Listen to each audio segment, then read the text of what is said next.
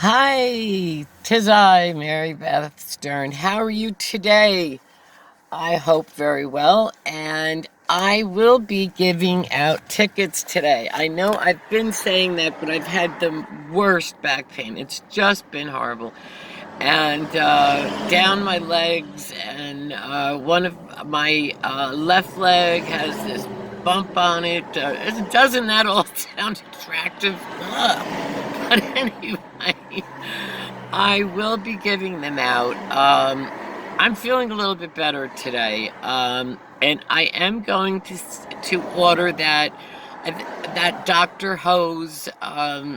Thanks a lot, Kevin, my friend Kevin, who I haven't seen in years. I gave him the other day lipstick on my teeth. Great. Why does that always happen to me? No matter what I do, I always get lipstick on my teeth, constantly. I don't know. There's got to be a trick to it. I'm going to have to ask some makeup artists for it. Maybe my friend Kylie J. Wynn, who is an awesome hairdresser.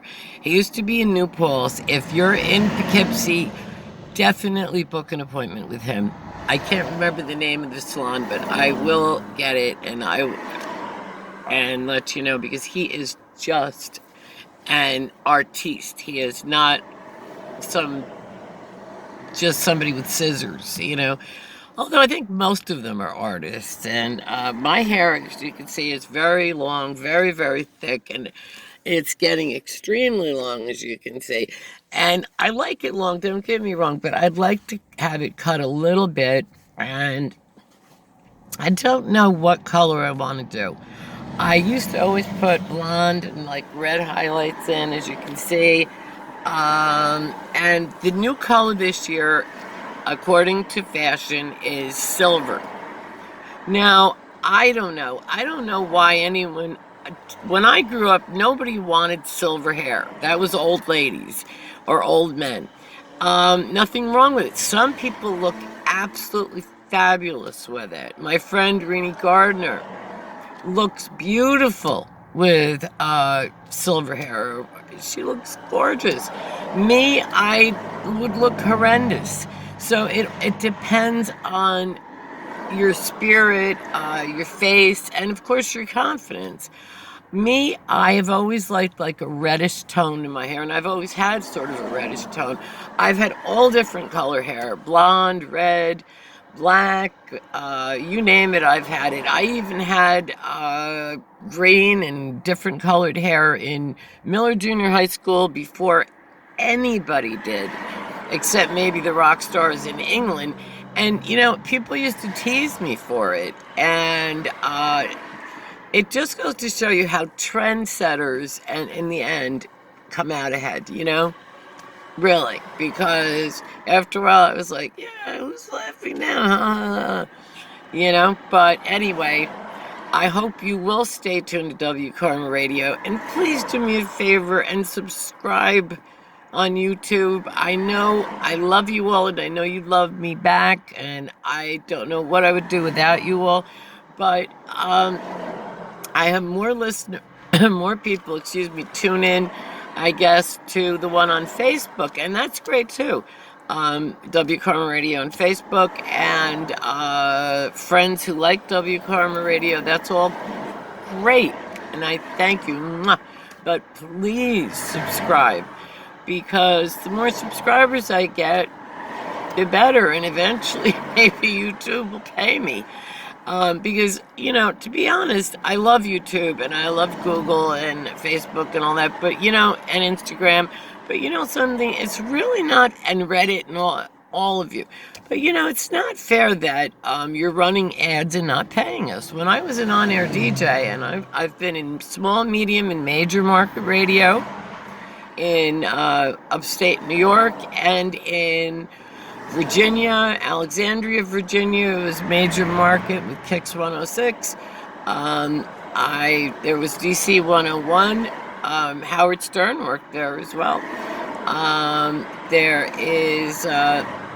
There were all different kinds of stations down there. I also worked for Magic Gold, which was in Manassas, Virginia, My program director was Seth Warner. His real name was Seth Coit. See, my memory is just great. He hired me for my first full-time job, and I will never forget him for that. He taught me how to do great production.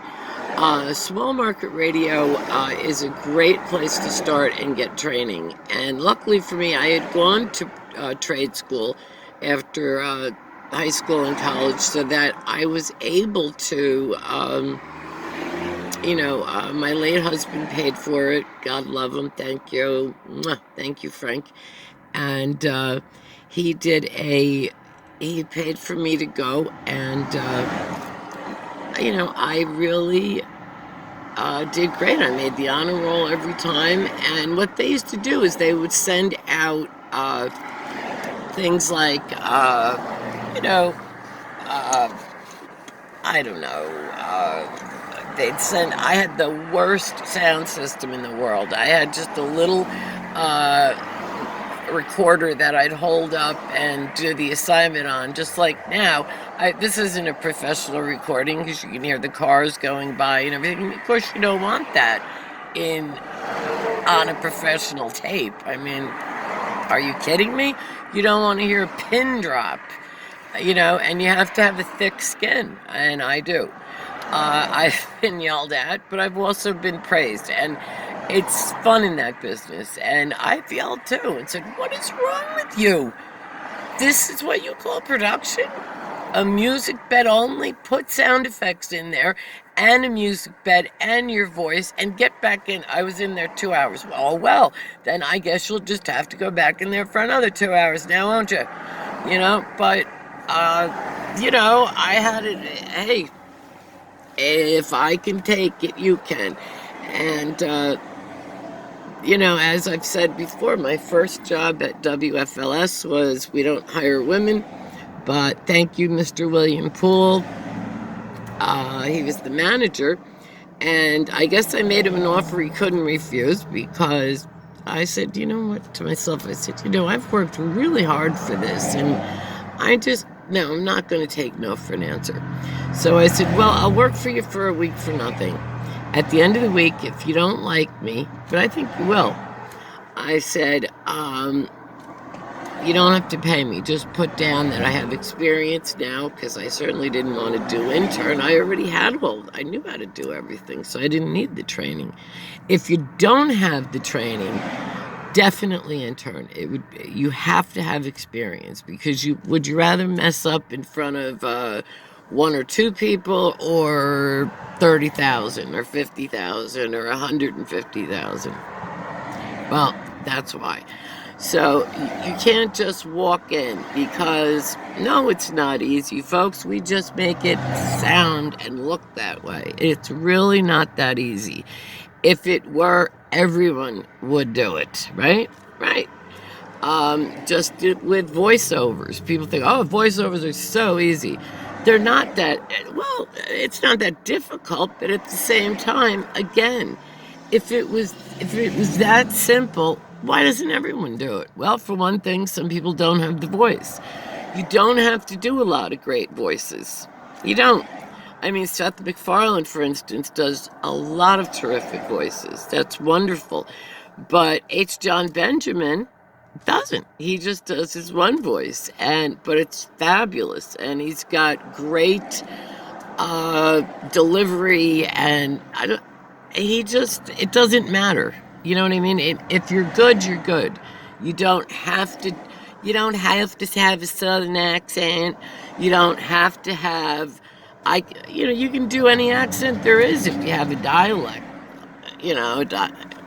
coach, or if you study it long enough. And I live down south, and and I'm not making fun of you, because and the southern girls, with the way they talk, they knock me out when I'm down there.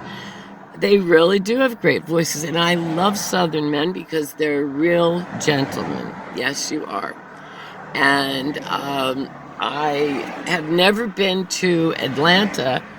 I've been through Georgia. I haven't been to Atlanta. I'm going to stop through Adult Swim and look through. Might even drop off an application. You never know. I love the station. I watch it a lot, and people say, "Oh, cartoons, oh, it's childish," but it's not childish. That's why it's called Adult Swim. It's not for if your kids are still up at that hour, don't blame Seth MacFarlane. Don't blame Seth Green.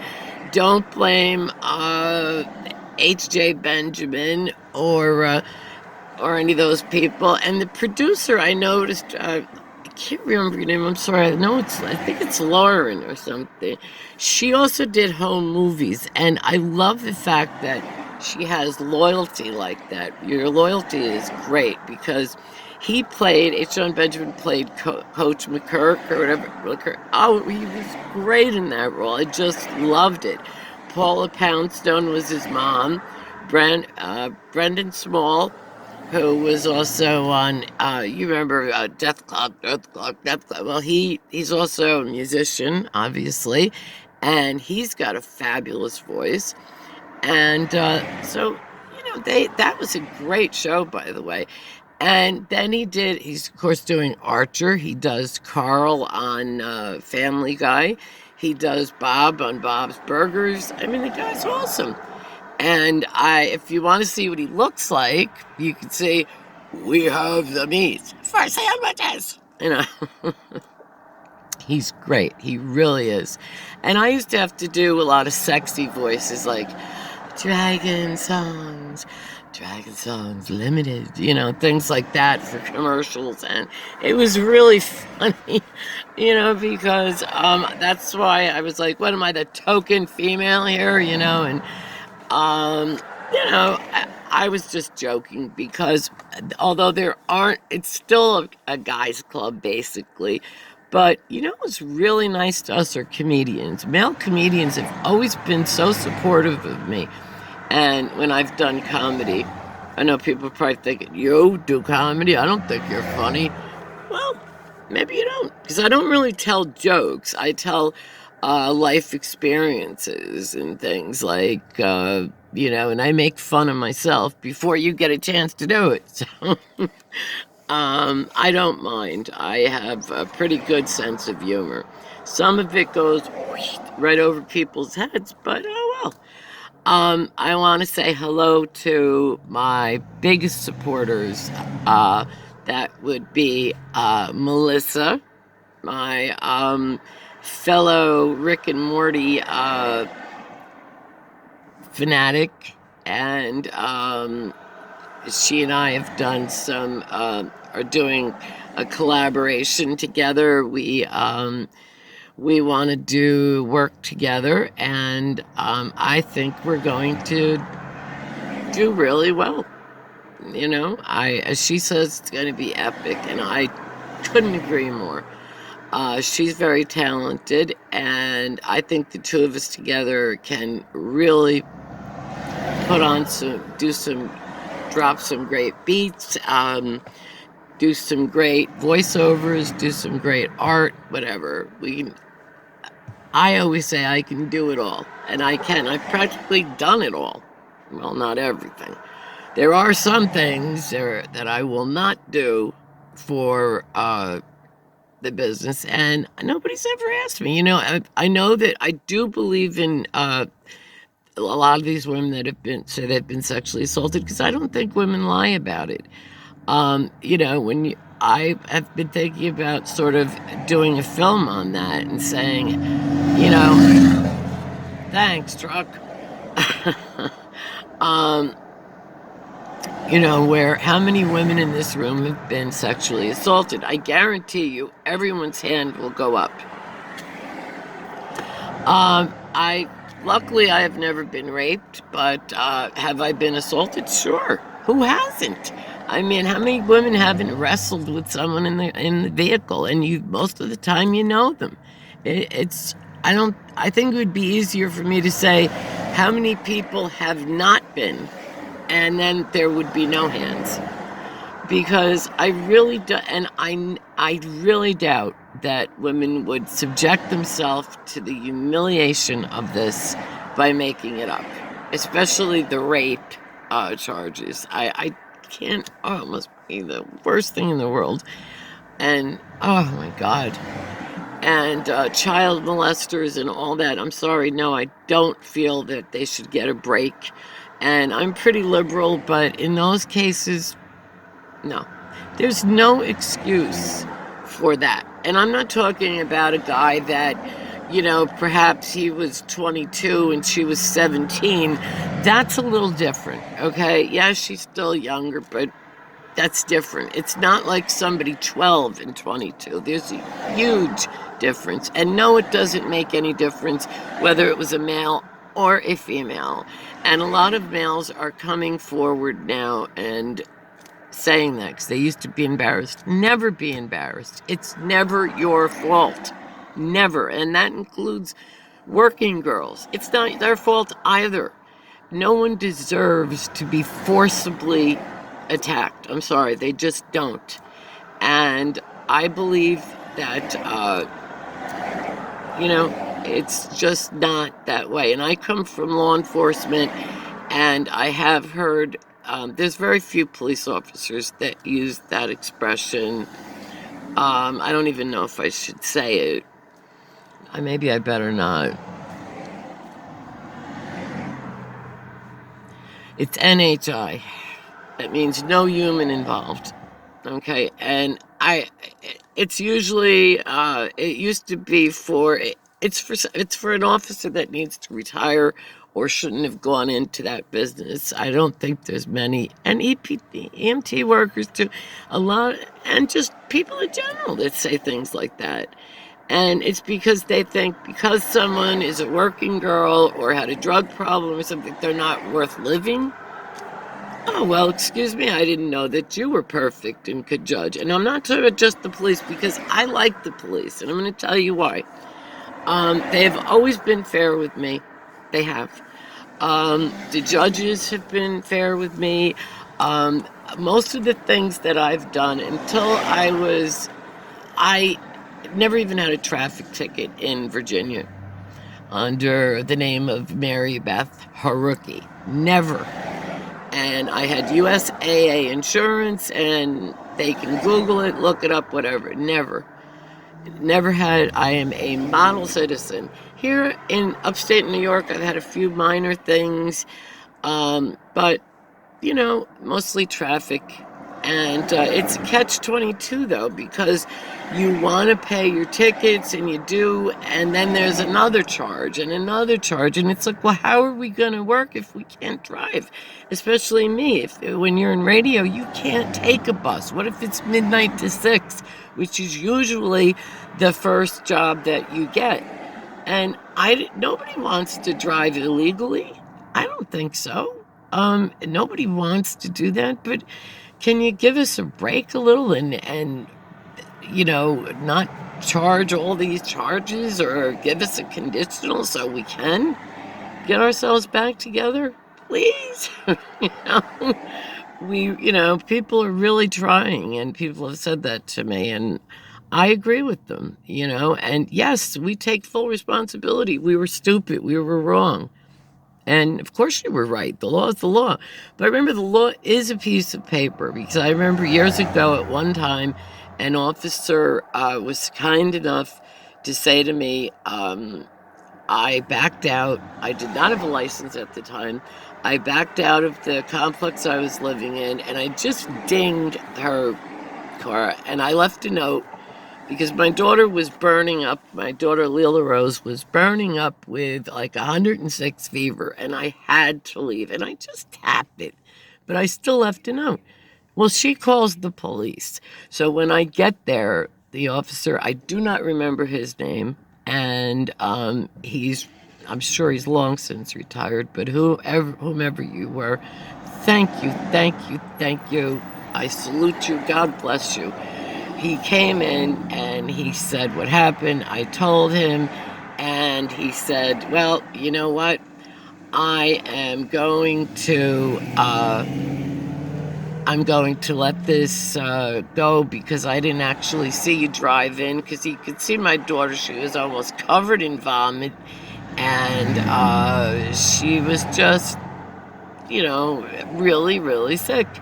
And he said to the girl, well, do you really want me to give her a ticket? He said, that can go, I can get that out with a plunger. And she said, no, I don't want to get her in trouble. He said, then why the hell did you call me? She left you a note. You see the kid's sick. He said, what's the matter with you? And he said, well, Mary Beth, he said, look, I didn't actually see you drive in. And he probably didn't, you know?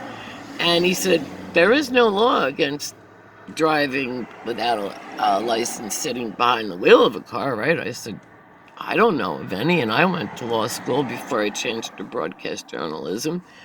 I said, and my Uncle John Crispino was a Gold Shield detective under Julius Glassman.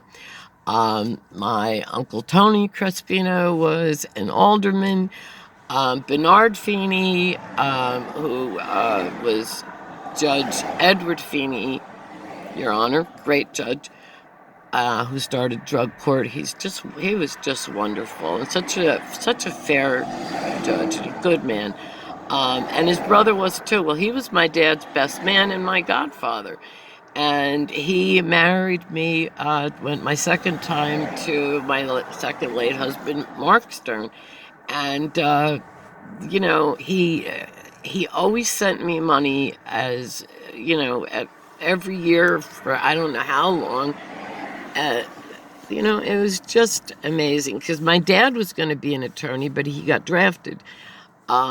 So that's why my dad broke the record at Kingston High School. His name was Frank Dolan, and my mom's name was Rose.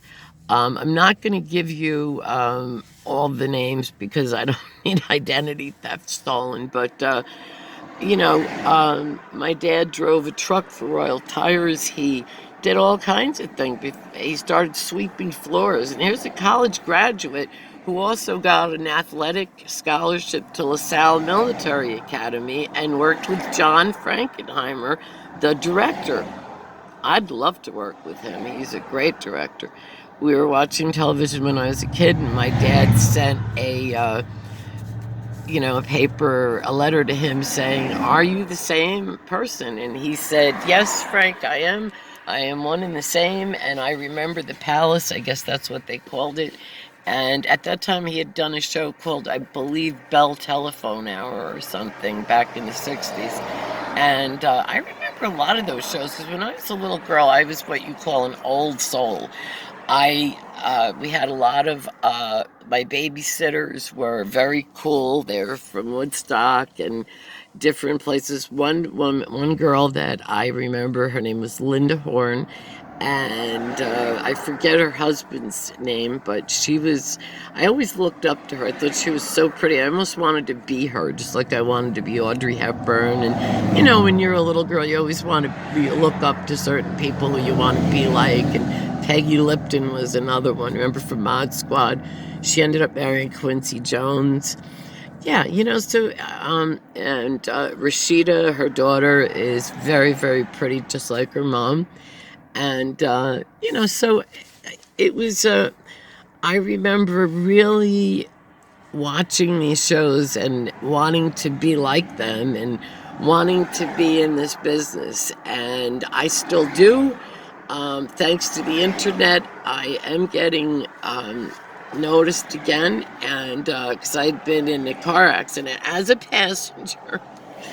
And it did cause a lot of pain for a long time. And because of that, I didn't feel comfortable driving. I was scared.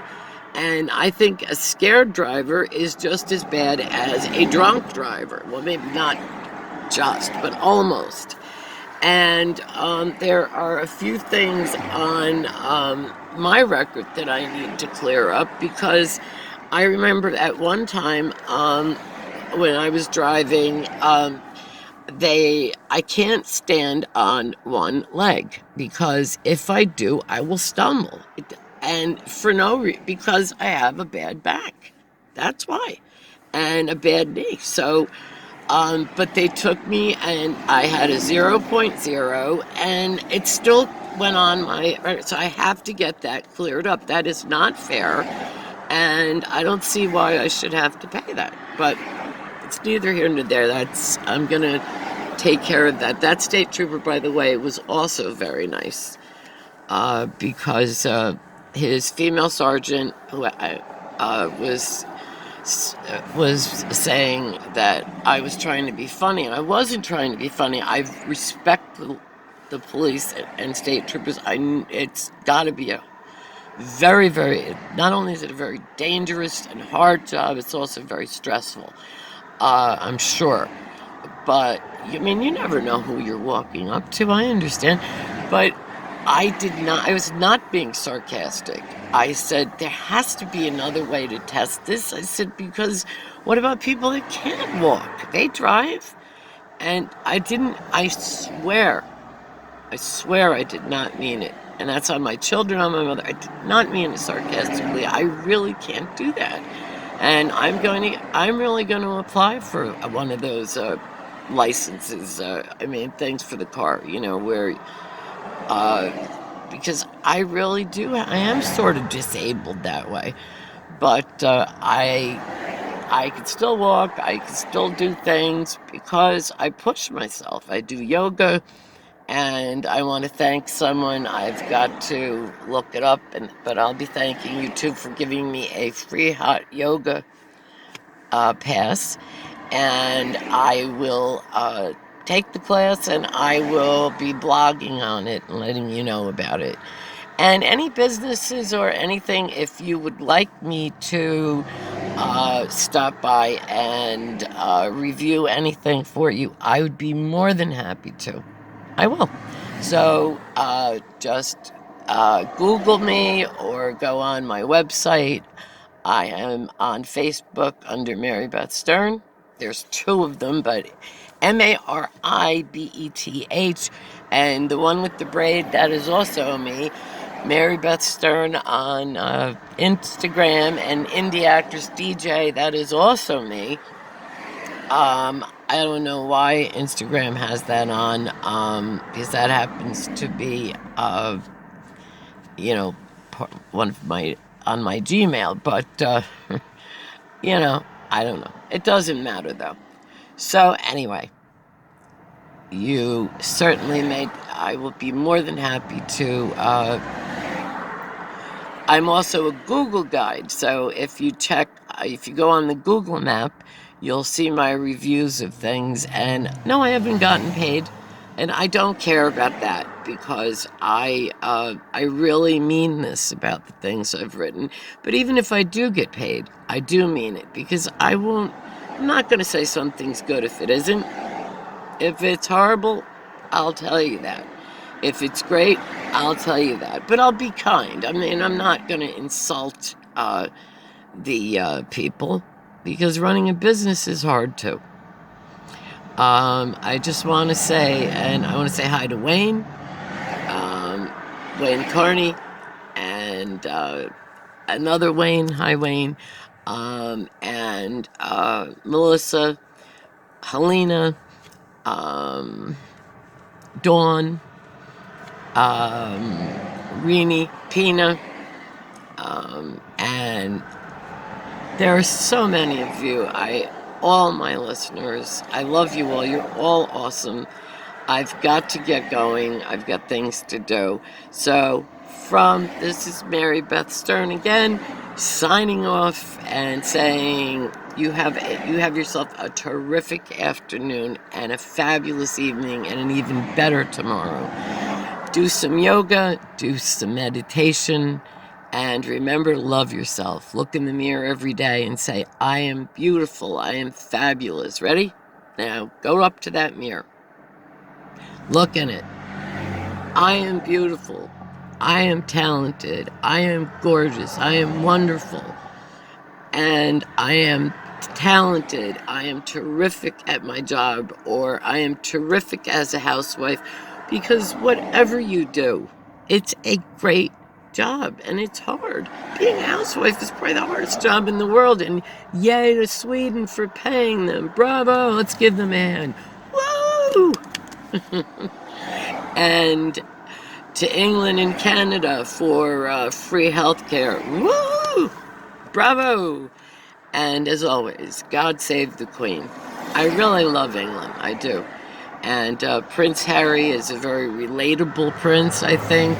And Prince William too, but I mean, he has to be a little more careful, a lot more careful, because he's going to be king someday. So it takes a lot more.